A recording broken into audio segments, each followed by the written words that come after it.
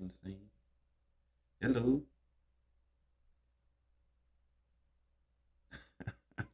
I'm tripping a little bit today. I was so excited, so I'm tripping because I was so excited. I finally got that Instagram thing to work, so I can go live on Instagram at the same time I'm doing all of this stuff here. And what I didn't know is I have to leave my Instagram open because once I closed it, I logged in on the internet, so I figured once this streaming app, the streaming system picked up on it, I'll be good. But once I closed it, that was all she wrote. Welcome back. So glad to have you here. Yeah, just gonna have one of them shows. I'm gonna ramble on about a couple of things. If you're feeling lucky, come on and join in. The directions are, I'll probably say it again because it's probably just what the Prissy Cat, is that what it's called? Probably Prissy Cat watching. But yep, it's Prissy Cat. Yeah, once I closed it, Facebook. I told you once I closed it, once I closed my internet browser, it closed as well. So yeah, I'm no longer on Instagram. Oh, let me see. If I'm feeling lucky.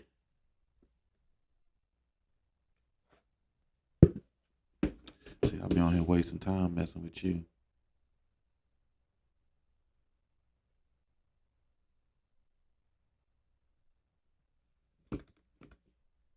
Yeah. Yeah. I don't think so. I don't think they're gonna be like, nah, bro.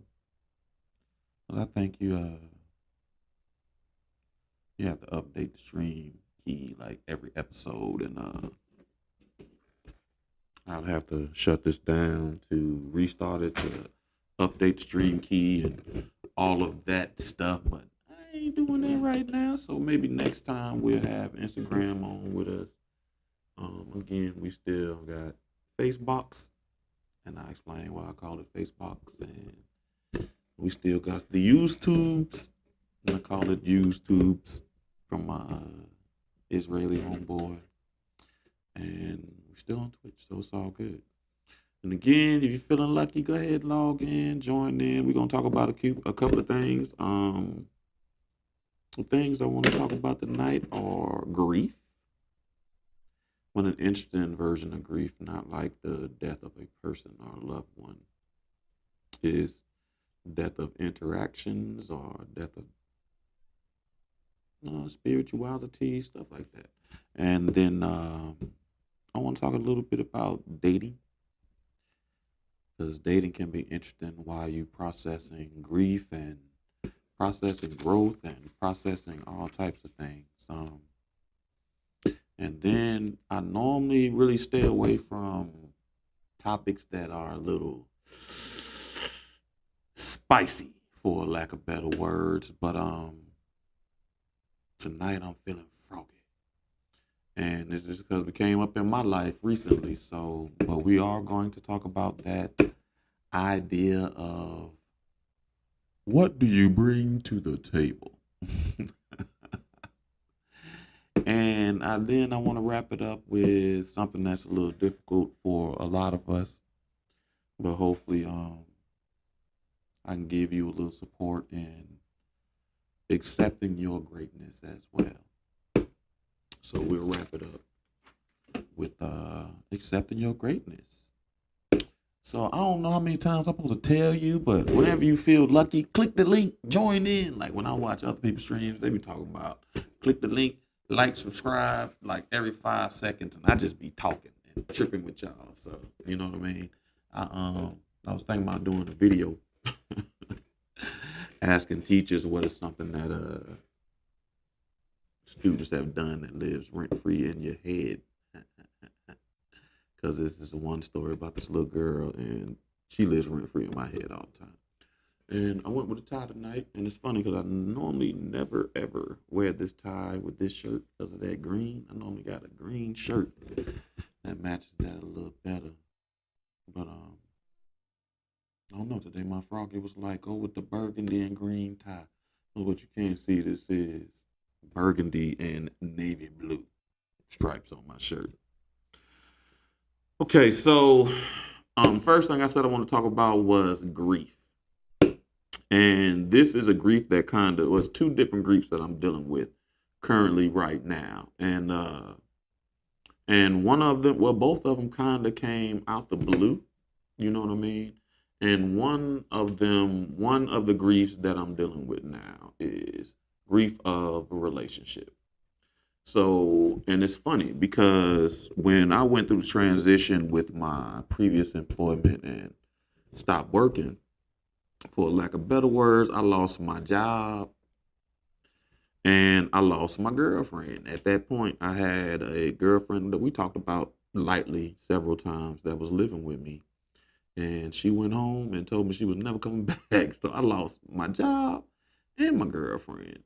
But at that point in time, I was focused on making sure I could create some sort of financial stability and, you know what I mean, figuring out what I want to do as far as career wise. Because, like I said to y'all 1,000 times, I had no intentions on going back to children and families, at least not in the same way that I have been doing for the last too many years.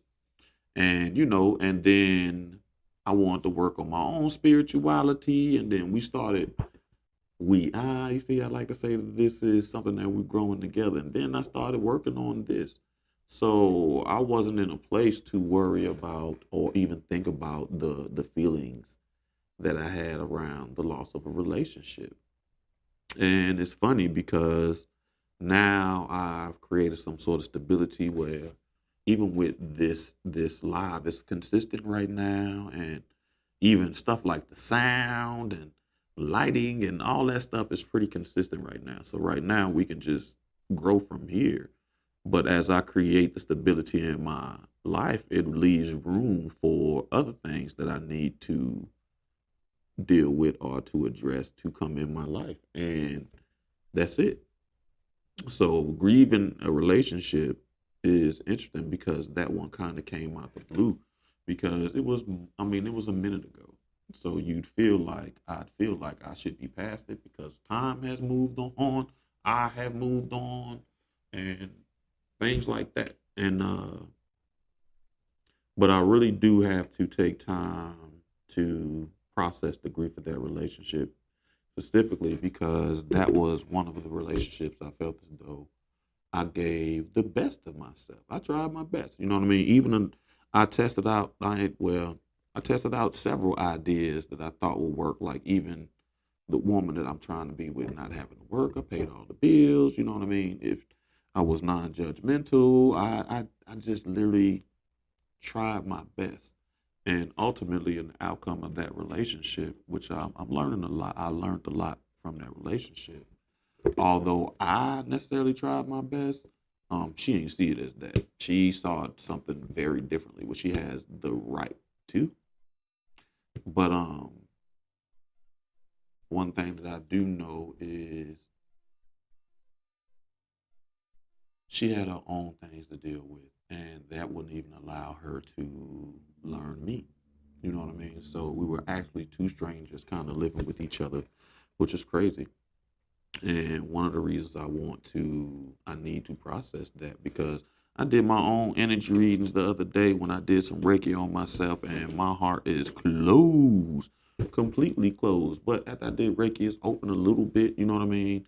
And it's funny because I'm honest about this. Like if I meet a woman today, I'll tell you, I'm about myself right now. And yeah, the idea of what they need to feel safe and secure in a relationship, I can't give that to them at this point because at this point in my life, I'm being a little selfish with myself to make sure that all the love that I gave out to thousands and people, I'm giving some of that to myself to make sure I am fully equipped to go on to the next level. And then the next level of grief, the next example of grief that I've had to deal with that actually came up with talking with the guys and talking with the fellas in the men's group that I'm a part of. So one thing that I realized through that is there is a certain level of when you grow or change, there is a certain level of grief of your old self. You know what I mean? And it's funny because I have to come to terms with this because what happens is one, I can't I can, but I don't allow myself to respond to events, people, anything the way that I used to. You know what I mean? Because I found a little sense of peace. I found a little sense of freedom, which we discussed. It all came through loss, but I have that, and I really don't want to mess that up for anyone. But it winds up happening when you find yourself in those situations where your old self comes up, and your old self is like, I normally respond, and in certain ways, and that could bring about anger. Because this week I've had to deal with a little bit anger. Someone had very good intentions, but they reminded me of parts of my old self. And when I look at my old self, sometimes when you look at your old self or you look at the things that you allowed or that you accepted, you're like, man, how did I ever even accept that or allow that? Because I knew better then. You know what I mean? So this is a part of the grieving process where you have to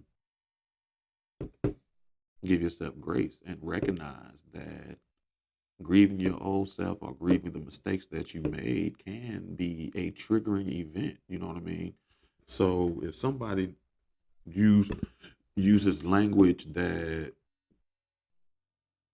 previously would, I'll give an example that actually would normally make me respond positively. You know what I mean?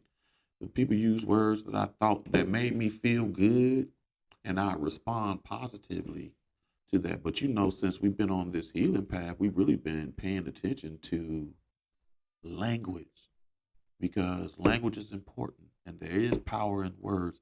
And people really do use the language that they feel, whether it's consciously aware or unconsciously aware. But they really do use the language that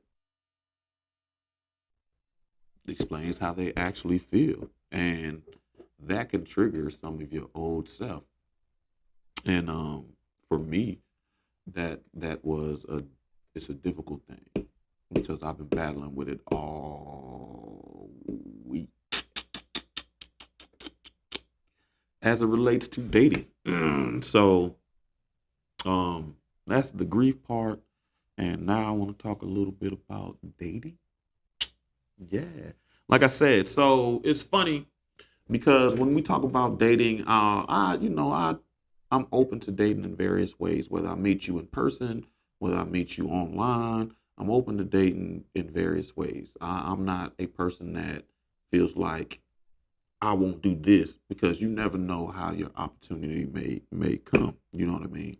But one thing that I'm finding out that's winding up being consistent, like I used to hear it before, but now I'm hearing it all the time. And people talking about this idea of small talk, and they don't want to do small talk and small talk this, and I don't, you know what I mean? Like I'm tired of talking about what's my favorite color and all of these things. And for me, for the longest, I never really understood that concept because I was like, how do you get to know someone without this idea of small talk? You know what I mean? So I never really saw it as a negative thing as dating can make it seem. You know what I mean? I always thought it was as a process to get to know someone. And then in this process, I wound up getting asked a very simple question. One that most people would consider small talk. Excuse me. One that most people would consider small talk. And it stumped me. I was talking to a friend and they asked me, what's your favorite meal?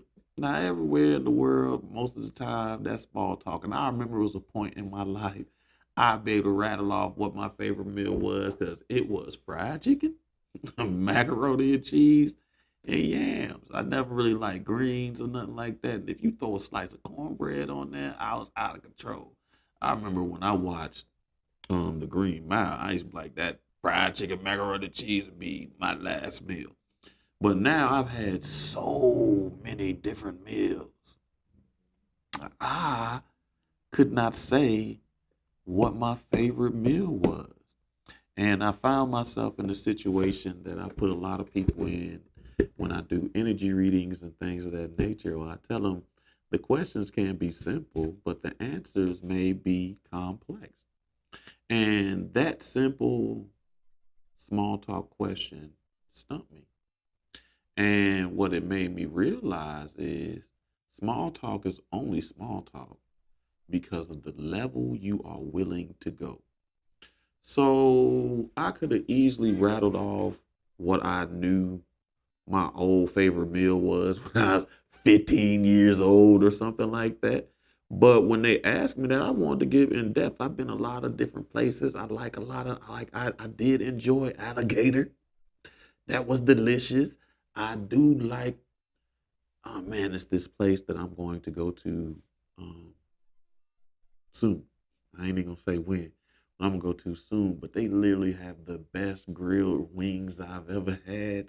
I still like chicken, but I never thought that I'd be out here talking about, ooh, I love etouffee and Diane. You know what I mean? So when somebody asks me what's my favorite meal, I can get in depth in that conversation and explain the different layers and the different flavors of things that I like. And that one simple question that is seen as small talk is no longer small talk because I took it as an opportunity to go in depth and allow the person to learn me.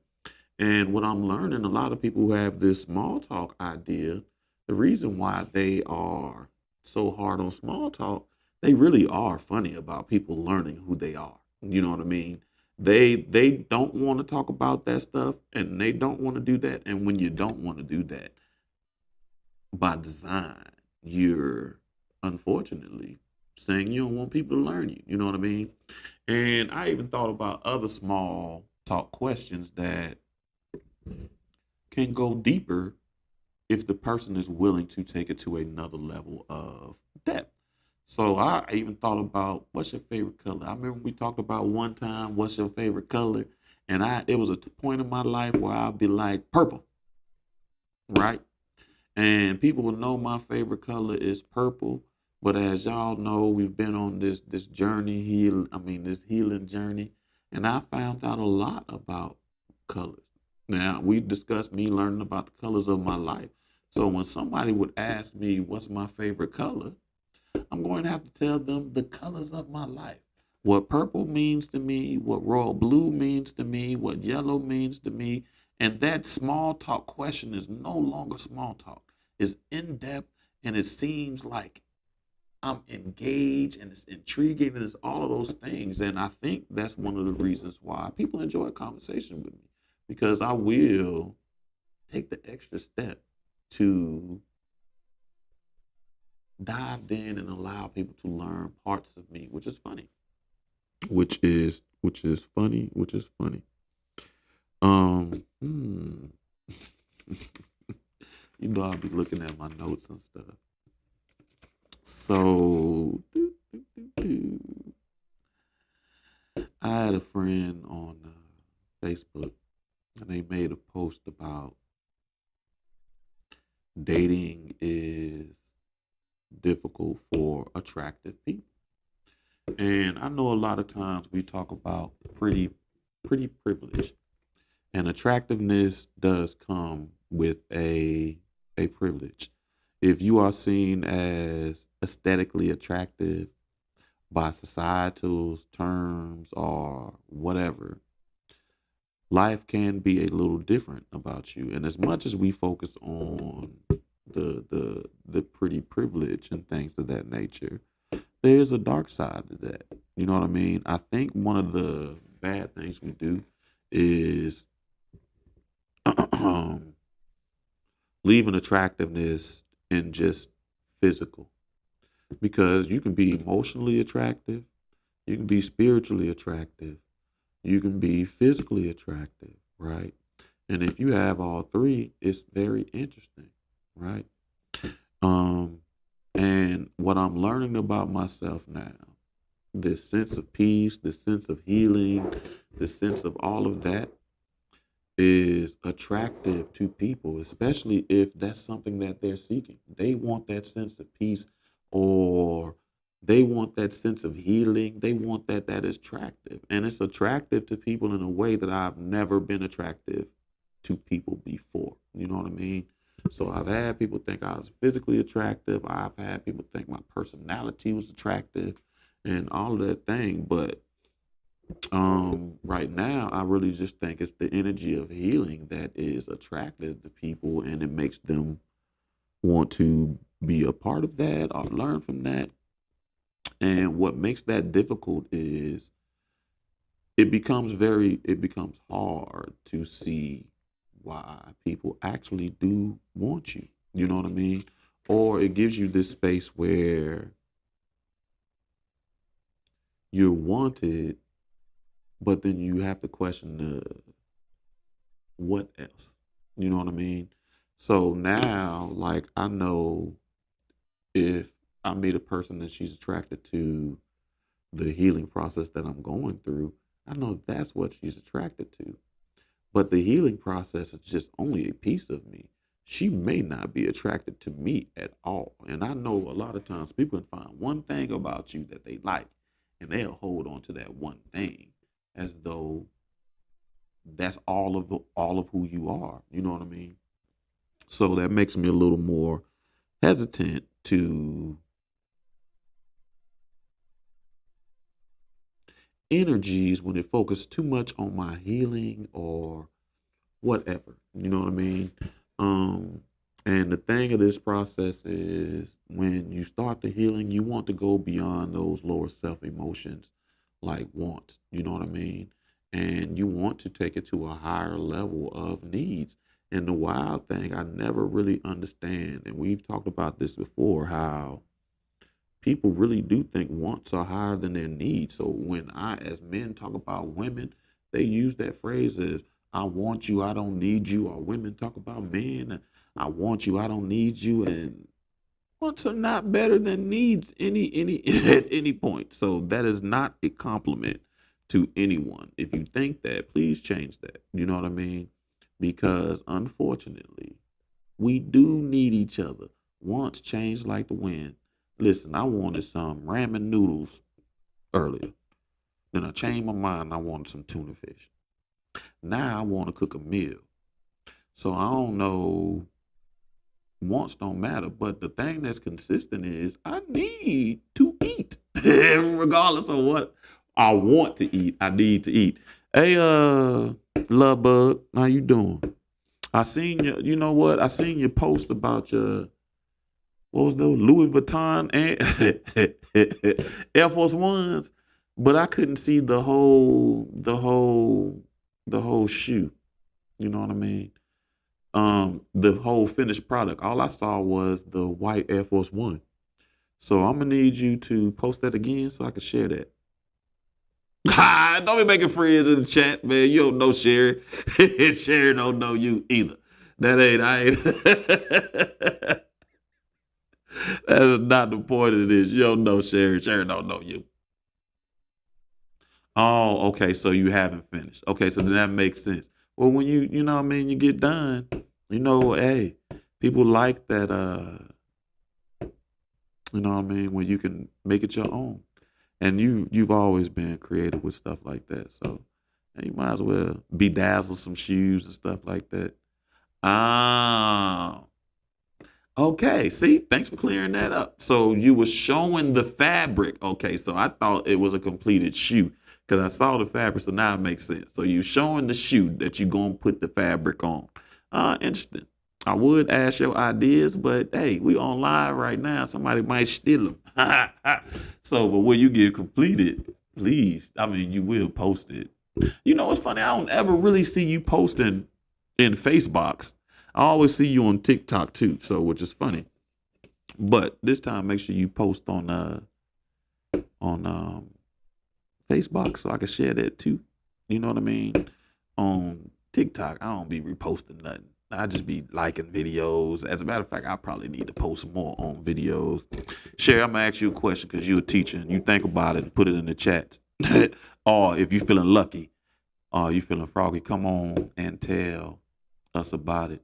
So since you're a teacher, I want to know what is something one of your kids have done in your life that lives rent free in your head. No, I ain't see your jackets.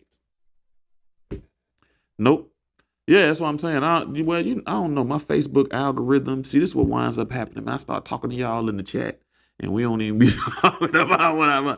My Facebook algorithm. I don't know what Facebook is doing with the algorithms, but you don't really see friends anymore. You see a couple of friends, and then you see a whole bunch of ads and ads and ads. I literally X out 15 ads every day. Like, don't show me this anymore. I don't want to see this many ads. I just want to see my friends. I don't even care if you clipping your toenails. I used to talk trash about it. We don't care about you eating your hot dogs off that plastic paper plate, but I'd rather just see my friends. I don't care about a lot of that stuff. And then they be wilding out too, especially Audible and they book choices and just be wilding out. Yeah. But when you get done, post it again so we can show you. Exactly. A lot of stupid stuff on Facebook. And I was joking, you and I told her I was gonna say her name. She said when she was little, they used to call her Prissy Cat. But Sherry, I mean Love Bug. Okay, what is something that one of your kids have done that you seen one of your kids do that lives rent free in your head? I'll give you an example. So I'll never forget is this little boy. This ain't the story I'm gonna tell, but this is a story I can tell. I'll never forget this little boy, and I'm gonna say his name because his name the same as mine, and his name is Anthony. And Anthony was just like this Anthony when he was little. He had a lot of little anger and he was aggressive, but that boy was live. And a lot of people would describe him as bad, right?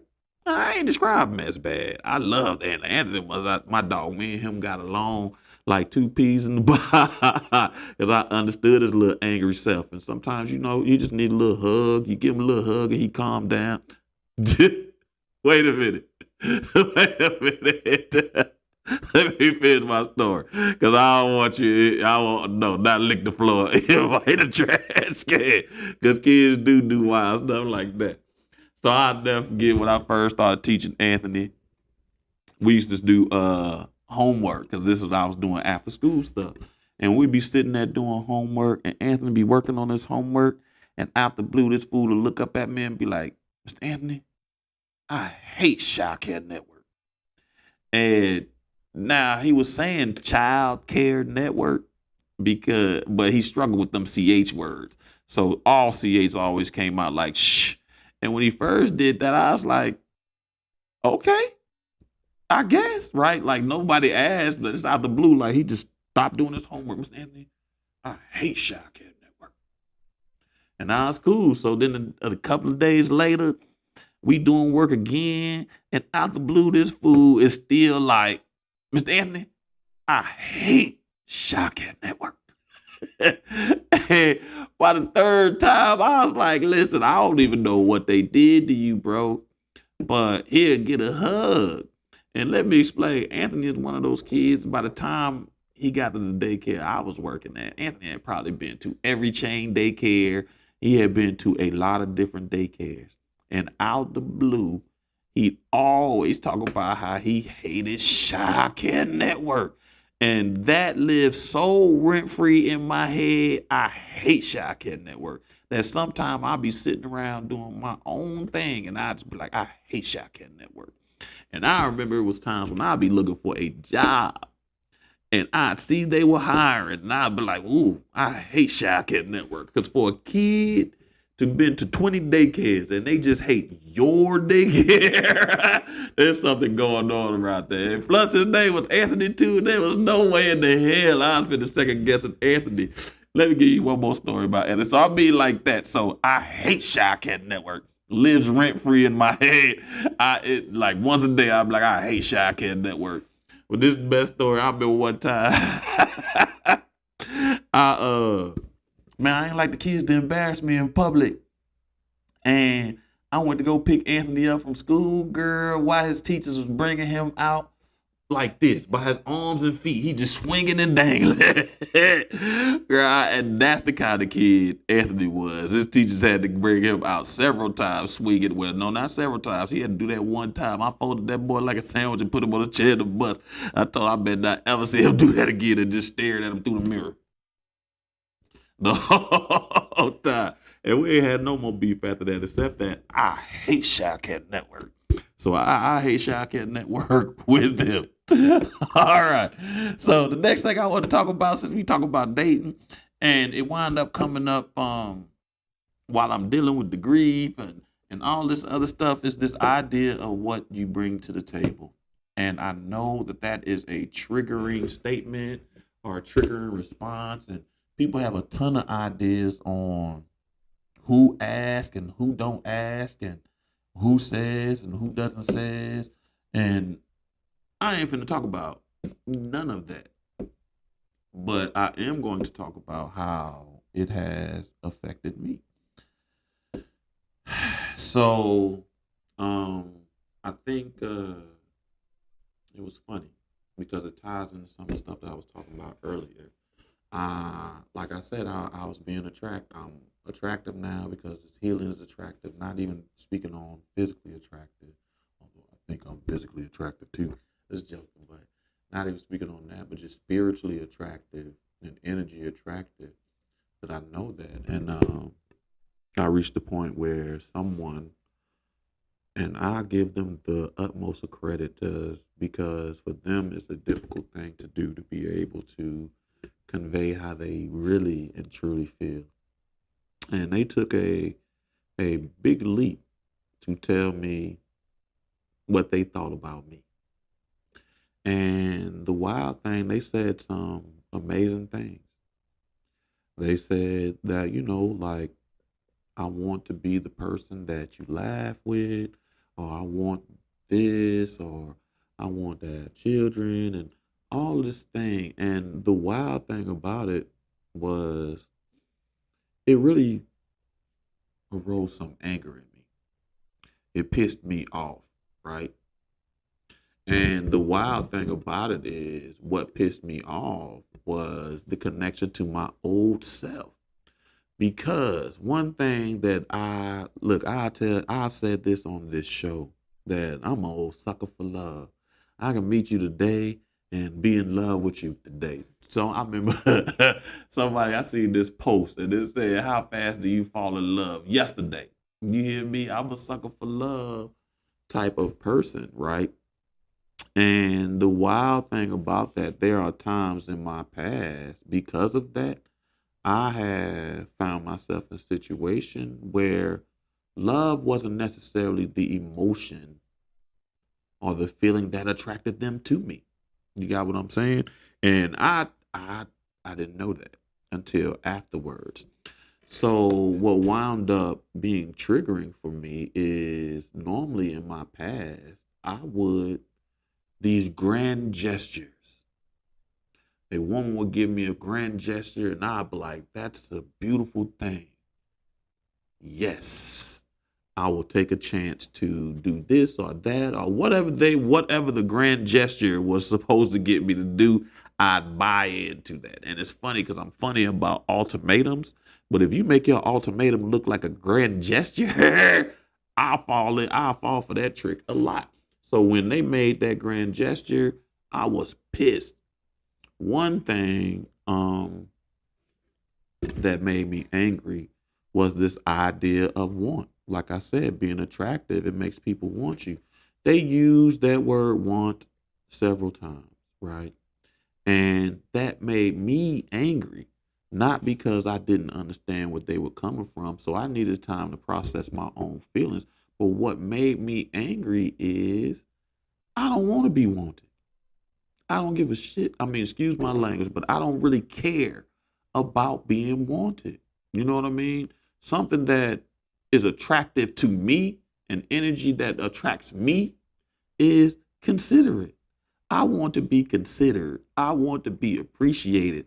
Them wants change like the weathers. I don't want to get tied up in nobody's want. You know what I mean? Things they appreciate, they take care of.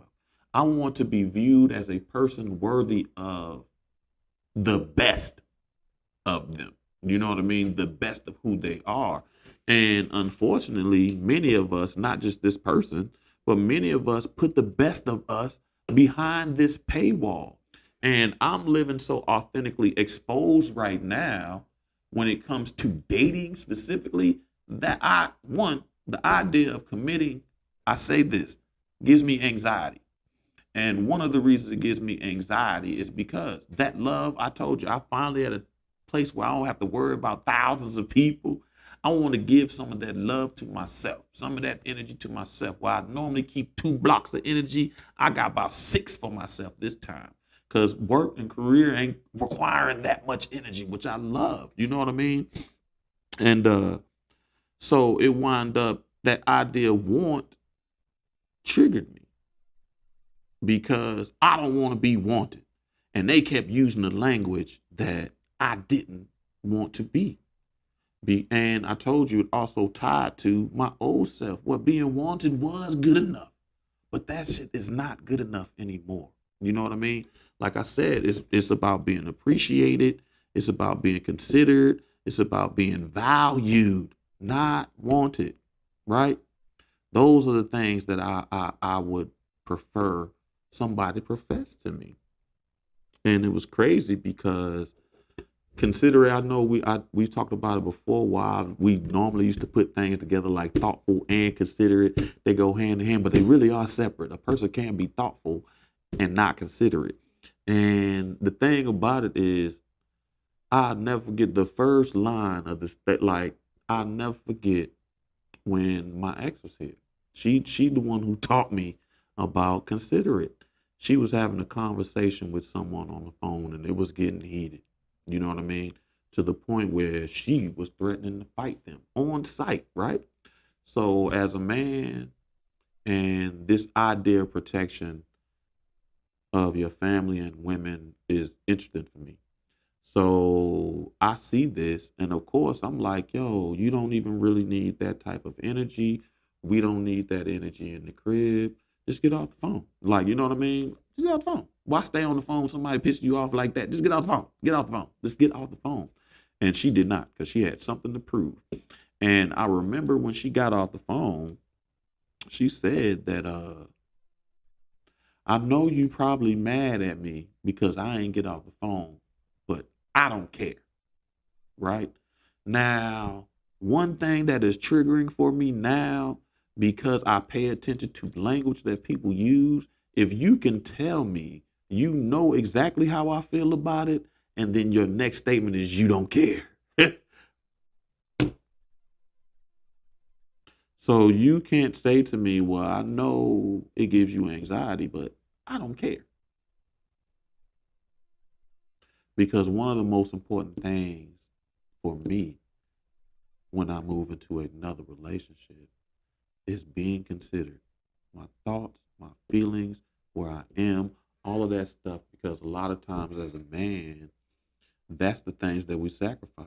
You know what I mean? We want to make sure our woman is taken care of. And a lot of times we can sacrifice our own. And the thing, I want to make sure that I'm in a relationship that has balance, where it's an equilibrium. I'm giving her a lot, she's giving me a lot.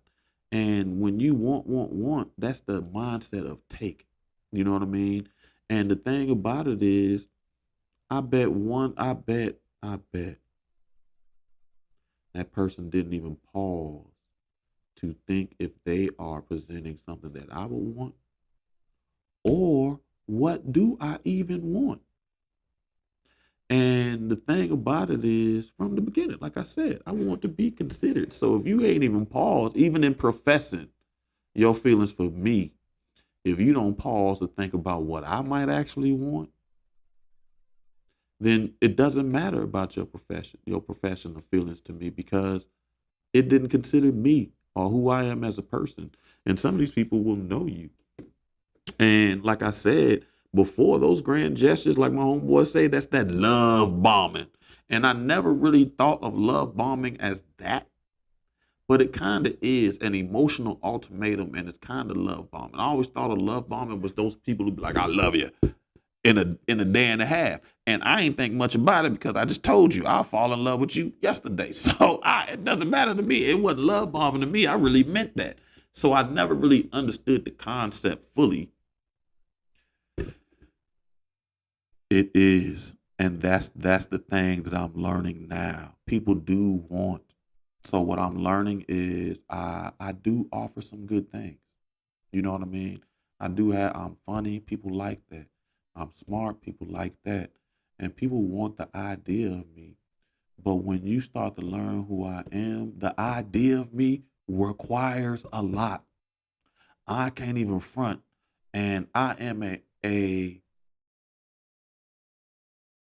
I'm expensive. It costs a lot. You know what I mean? It's certain, like as a man, if I want a certain quality of woman, I know it costs a lot. You know what I mean?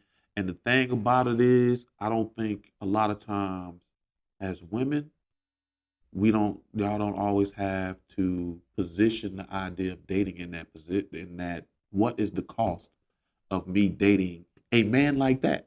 You know what I mean? Because there is a cost. You know what I mean?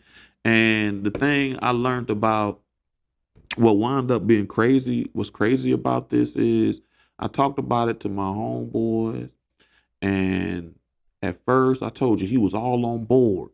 And then when I told him what I'm telling you all, he was like, "You got a point, right?" And Monday nights I have a men's group that I'm a part of that we talked about a ton. I brought it to the men to make sure, well, maybe I'm tripping. This is my homeboy from forever. I know he on Team Peanut, so let me ask the men. And I told them all the things that I told you, told all of you all, and more, because it's private, you know what I mean? I can say it a little bit more. And at the end of all of that, I only got one reply. And one man said, "Congratulations." And that made me feel so good because it let me know that now I realize that I am just as valuable. And the wild thing about it is, I always knew I was valuable, but I put my value in the back of my mind because I want to make sure other people know that they are valuable as well. And I spent plenty of my life making sure other people feel valuable. And that doesn't mean I was perfect at it, but I definitely make people feel valuable. People feel appreciated. People feel loved. People feel a lot of different things. And the thing I want to make sure now is that I'm doing the same thing. But the other aspect that came up in the men's group that I never really thought about is, and I want you all to think about it too, is when you come into these situations, there are people that are willing to play that role. And because they play that role, that does not mean they give a damn about you, right? And and that doesn't mean your well-being, but that means who you are as a person. And so my ex, I'll never forget, she was a perfect example of that. To use an example, because she came in and played the role of girlfriend, what she thought a girlfriend should do based on her experiences and based on all of that. So she did what she thought a girlfriend would do, right? And 90, well, scratch. I say 80% of the things that she didn't pertain to me. So the thing about it is, even though she was willing to play that role, she really didn't care about me because the role wasn't tailored to who I was. It was tailored to her and her experiences and what she wanted to do and what she was able to do. But she never paused to learn who I was and what I would need to be successful in the relationship. And it's not me saying that I'm not giving it to her, because I am. I just said I gave my best. What she said she needed, I gave to her. Now, whether that was enough, a lot of times people say what they need and you get that, you don't. That's something else. And the thing about it is, when people start using the language of wants, of wants, of wants, of wants, of what they want, and their ideas of wanting me is positioned around what they want, I really do pause and question, how much do they really know about me? Or how much do they actually want me? You know what I mean? Because when people actually feel, see, that's the wild thing. And I always thought that that would be the tell sign that what Marlena said is she didn't have the qualifications for the role she was hired for. That's the wild thing about it. She did. She had all of the qualifications for the role that she was hired for. The problem was what I said earlier. People allowed their experiences to force them to put the best parts of them behind a paywall. And the thing about it is, that concrete wall that she had, I couldn't get through. She had to take that wall down herself because she built it impenetrable. And the bad thing about that is, if you surround yourself with that impenetrable wall, the perfect person for you can't get through. It does not matter. And thinking that they'll go through that is absurd. Because why would you want the best you ever had to go through the worst you have to give? You don't, right? And I feel you. So it's a lot of people like that. So she had the skills, and then also this where want does come in. It was a matter of if she actually wanted to be that woman, right? And I think she had her own things with her old self and who she wanted to be now. Because being that catering woman, I think she grew to think that that was a negative thing. So now she wanted to be strong. I mean, to the point I told her, I said, you used to be in the man, aren't you? And then she was like, well, no, not really. No, you lying. Because you act like you the man here. Like, I be God, Jesus Christ. Um, so when I move on forward and find myself in a new situation, I don't want to be in a situation where the person was there to play the role. I want them to be there for me. I don't care about that girlfriend role. And everybody, boyfriend, girlfriend, everybody knows how to play that role. I know how to be a role, but that doesn't mean that role is tailored for you. You know what I mean? And when you can start telling me what you want from me, that's cool. But I also want you to pause and think about what do you have to give me? You know what I mean? And that's where that idea of what do you bring to the table comes into mind, because sometimes we give unfair deals based on our wants. And the bad thing about it is, if we set aside our wants and we think about the reality of the situation, that could be painful.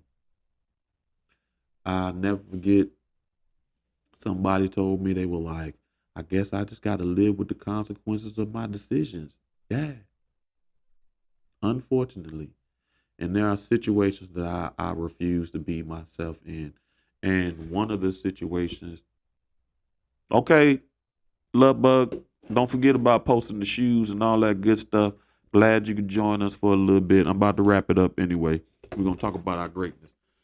All right, so I'm going to move on to the next one, because it's getting close to that time too. I like to wrap it up about an hour or so. So another thing came up in thank you. Don't work too hard tomorrow. And remember, I gave Sherry advice to stop bullying the kids. When they get on the nerve, give one of them 3 crackers, one of them 5, and watch them go mad. Pour them half a cup of milk, stuff like that. Forget them. But don't take my advice. Don't do that to kids. So the last thing I want to talk about is, okay, so I do want to say, when you think about what you bring to the table, it is a reciprocity. Are you bringing, it's not necessarily a financial thing. And the thing about it is, if you're putting yourself in a position where people are asking you what you bring to the table, it's because you're not showing the best of yourself. Because if you're showing the best of yourself, people already know what you bring to the table. And the thing about what was said to me, it was beautiful, because it gives me an idea on where I'm at in the midst of this healing, after some of the healing is done, and what I bring to the table ain't that bad. You know what I mean? Yeah, no baby mama dramas, no diseases, no nothing, no good career, a lot of stuff. You dig? All right. So the next thing is this idea of accepting our greatness. And you got some snacks. Hey, listen, it's that simple. It's that simple. I'm a simple man. It can be as simple as no lie. I got a friend and they ain't even know I love trail mix. That what you bring to the table? Fair enough. Shit. Excuse my language. Because what you don't know is I love snacks. I was just about to tell you a story about a snack. I got a friend that didn't even know I love trail mix.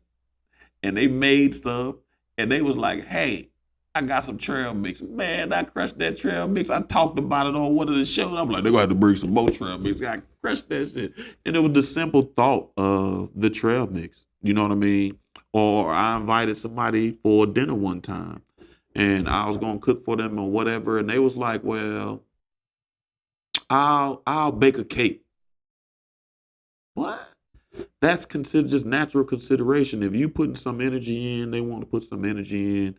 So you know what I mean? What you bring to the table, and it could be as simple as snacks because people like me love snacks. If I ain't got to worry about snacks, are you gonna come with the newfangled snacks? I'm gonna be all over you. The thing about it is, ain't nobody asking you because as wild as it is, I know you may have moments where you feel guarded, but one thing that you do is authentically live as yourself, and that's attractive. You know what I mean? And so when you authentically living as yourself, then no one has to ask you that, right? One of the reasons I would have to ask that person is because they're not even authentically living as themselves. I'll give you one of the things that they said. They said sometimes I flirt and I go back behind my wall. That's not good. Why hide behind the wall? Why do that? You know what I mean? So then I don't know who you are to even make a decision on if I want to be with you because you keep running behind that wall. And I don't want to, I know I ain't trying to deal with no walls. You know what I mean? So ain't nobody asking you because you live authentically as yourself.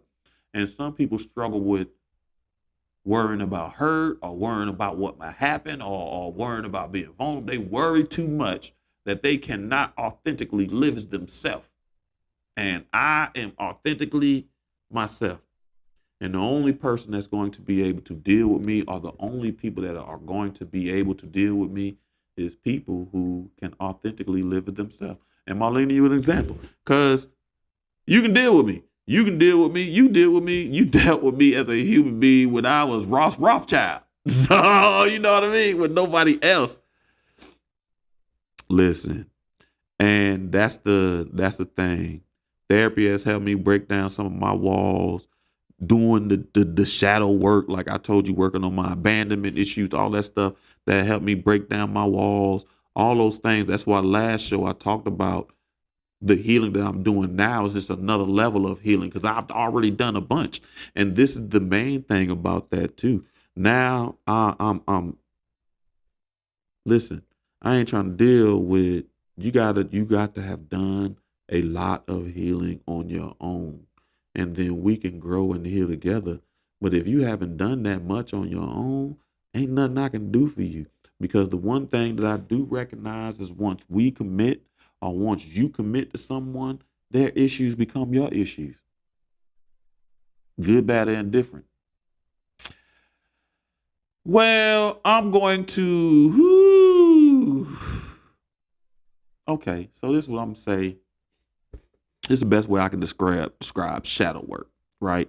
And I'm going to also tell you to be careful with that because I one thing that I try to be clear on is I do light work. The stuff that I do, I'm transparent. I do it in light, blah, blah, blah. So when it comes to shadow work, the easiest way for me to describe that to you and how you be able to utilize it in your life is really just coming to terms with the negative attributes about yourself because there are some negative attributes about yourself. You know what I mean? And accepting those things and trying to create some sort of balance as you move forward. As you walk into the light, out of darkness, let there be light. You know what I mean?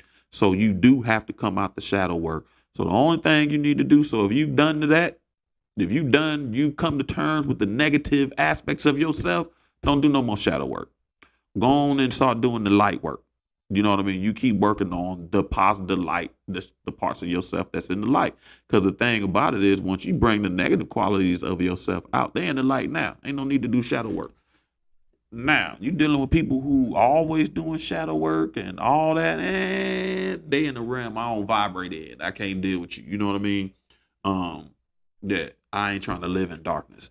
So it's light work. So again, if you done the work to acknowledge your negative traits and qualities, then you all right. And that can be your abandonment issues. That could I remember I was hyper vigilant on, you know what I mean? Like, shit, I'm gonna dump you before you dump me. I used to do that when I was in Pee Wee. I used to do that all the time. But I really had to that was a negative trait. And I really had to come to terms with it comes from an abandonment issue. So I couldn't even authentically live it myself because I was trying to beat something that may not ever even come. You know what I mean? So it's stuff like that. If you've been to therapy, you probably done some of your shadow work. So like I said, stay in the light. Okay, so one of the difficult things I have, like it came up in the men's group we talking about, is our gifts that we have. Like, you know what I mean? Dude asked us in the group, do you guys know that you are divine, right? And the thing about that is, it was funny because I told the guys in the staying in the light. Thank you very much. I told the guys about this story when I was in college. I think I told y'all too. It was Dr. Battle's wife. And every day that lady called me Jesus, Black Jesus. She looked me in my eyes with all the sincerity in her heart and called me Black Jesus. And I struggled to accept that, right? And it was funny because talking to my friends, I told them that story and they gave me the simplest reply ever. They were just like, it's not too late. And it was funny. So when I told the dudes in the men's group that, they laughed too. And the thing about it is, one of the reasons why it was difficult to accept for me then and for a long time is this idea of feeling normal. You know what I mean? So at that point, I'm a 17, 18-year-old, I'm 18-year-old, 19-year-old college kid. And this woman sees divine in me to a level that I can't even fathom. I can't even grasp. And it was funny. I was studying mathematics, so I was in this idea of the black man is God and all this crazy stuff.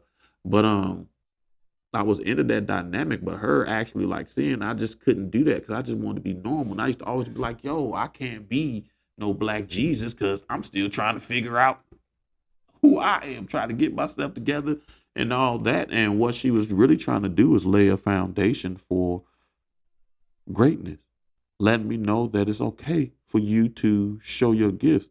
And I spent a lot of my life trying to not show my gifts and my talents because of this idea of wanting to be like everybody. I just want to be like everybody else. So I ignored a lot of my gifts as far as, man, listen, I got this weirdo thing with smell. And it's funny because the people who get it the worst are women that I date. So if I'm trying to date you, I smell you. Because we are, and it's not even a conscious thing. I just know my unconscious mind and my unconscious spirit picks up on those smells. Because we humans release pheromones, and you release different pheromones based on your emotions. So I always learn their happy emotions. So when they start feeling a little off because of whatever, I can smell it in the air. So it drives me crazy when people be like, ain't nothing wrong. And I'm like, I can smell it. Something smells wrong. You know what I mean? So having the ability to smell change and energy and stuff like I don't want to do that. Or I was one of those people, I had them dreams and them dreams come true. Like you learn about that ability from your great grandma.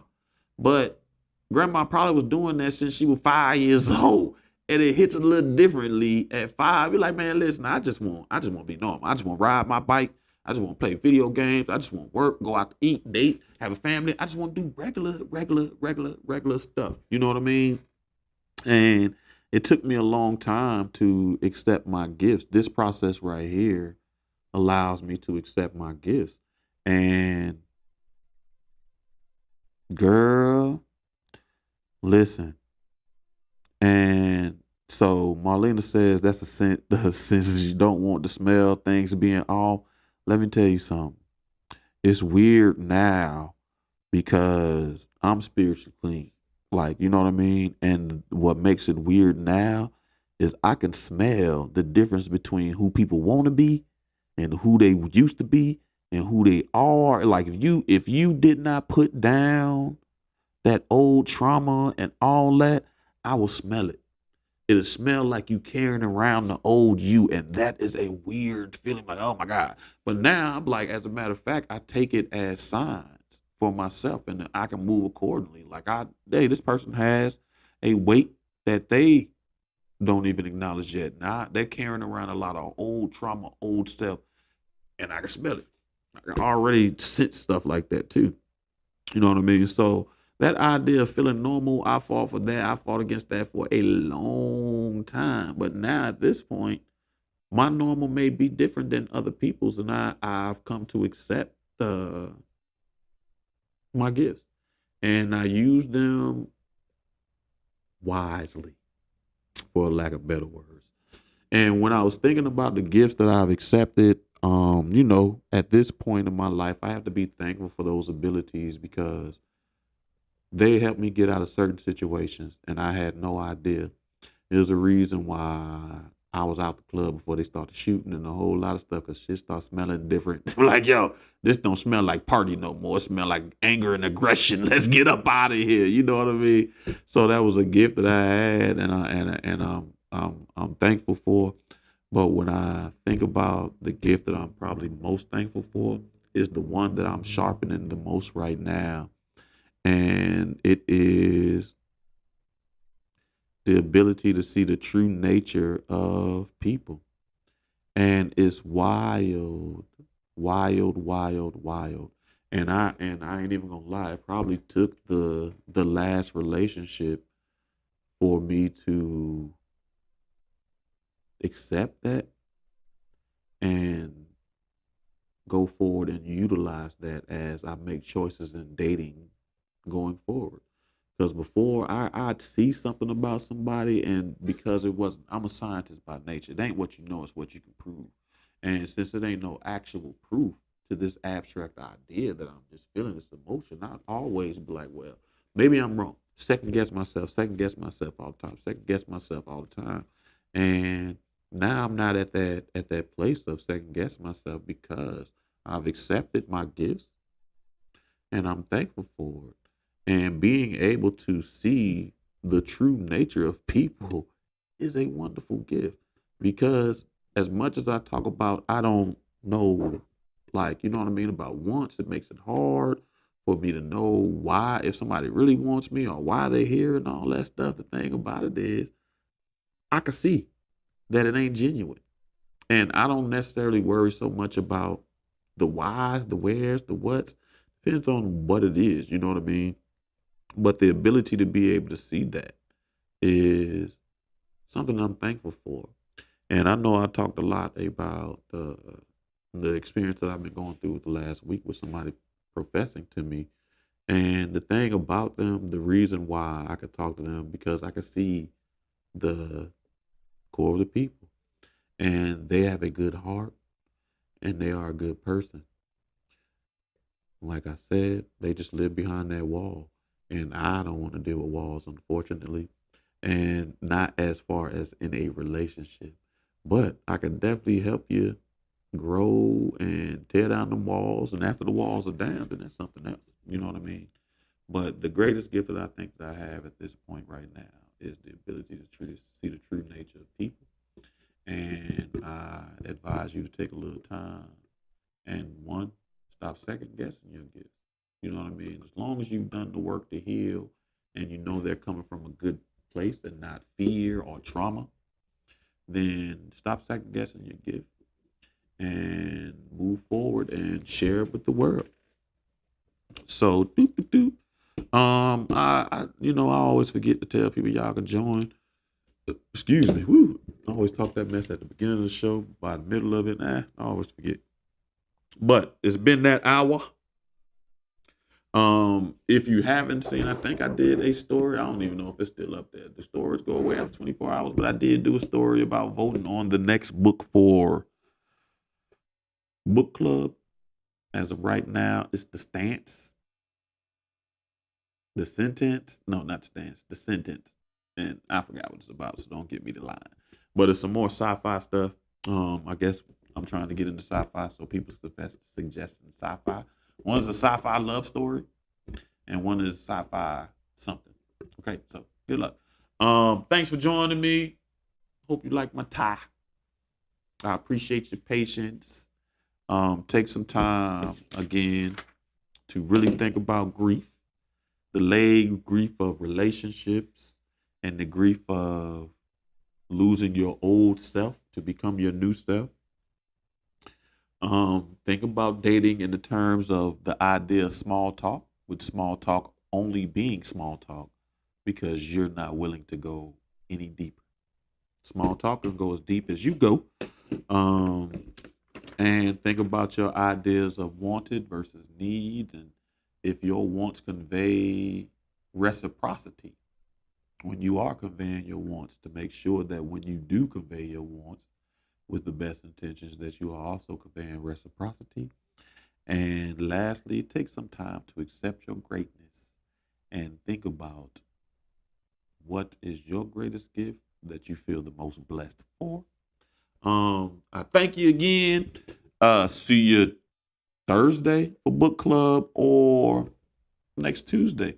Next Tuesday we're supposed to have a live reading, so that'll be lit for a while.